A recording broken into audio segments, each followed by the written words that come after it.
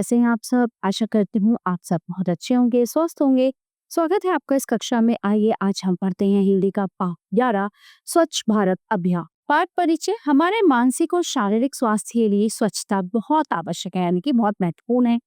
स्वच्छता विभिन्न प्रकार की बीमारियों से बचाव के सरलतम उपायों में से एक प्रमुख उपाय है। आइए स्वच्छता से ही जुड़े एक अभियान के बारे में पढ़ें। कि चलिए, अच्छा, स्वच्छ भारत अभियान जो है इसमें मोदी जी का विशेष योगदान है ना। उन्होंने जो है बहुत ज्यादा इसको बढ़ावा दिया है। स्वच्छ भारत अभियान और बेटी बचाओ बेटी पढ़ाओ, ये दो उनके मूल मंत्र। ईशा माँ के साथ बाजार से खरीदारी करके लौट रही थी। अचानक उसकी नजर एक बैनर पर गई जिस पर स्वच्छ भारत अभियान के विषय में लिखा हुआ था।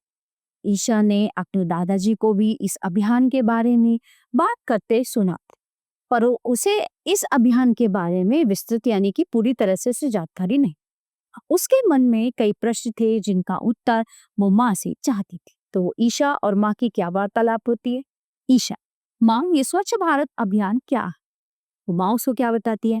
ईशा: स्वच्छ भारत अभियान भारत सरकार द्वारा आरंभ किया गया एक राष्ट्रीय स्तर का स्वच्छता अभियान है। इस अभियान की शुरुआत वर्ष 2014 में महात्मा गांधी के जन्म दिवस 2 अक्टूबर को की गई थी। ईशा: लेकिन माँ, इस अभियान की शुरुआत गांधी जी के जन्म दिवस पर ही क्यों की गई? माँ: ईशा, महात्मा गांधी स्वच्छता के सबसे बड़े समर्थक थे। वे सदैव यही प्रयत्न करते थे कि उनके आसपास का वातावरण स्वच्छ रहे।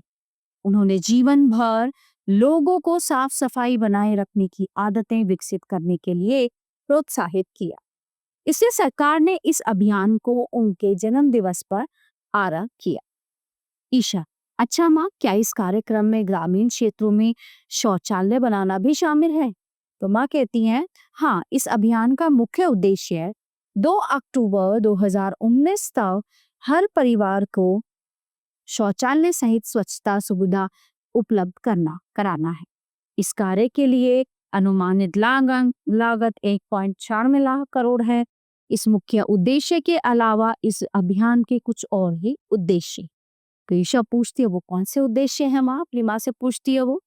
तो बताती हैं कि लोगों को अच्छे स्वास्थ्य के विषय में जागरूक करना, सार्वजनिक स्वास्थ्य और साफ सफाई के कार्यक्रमों से लोगों को जोड़ना, साफ सफाई से संबंधित सभी व्यवस्थाओं को नियंत्रित करना।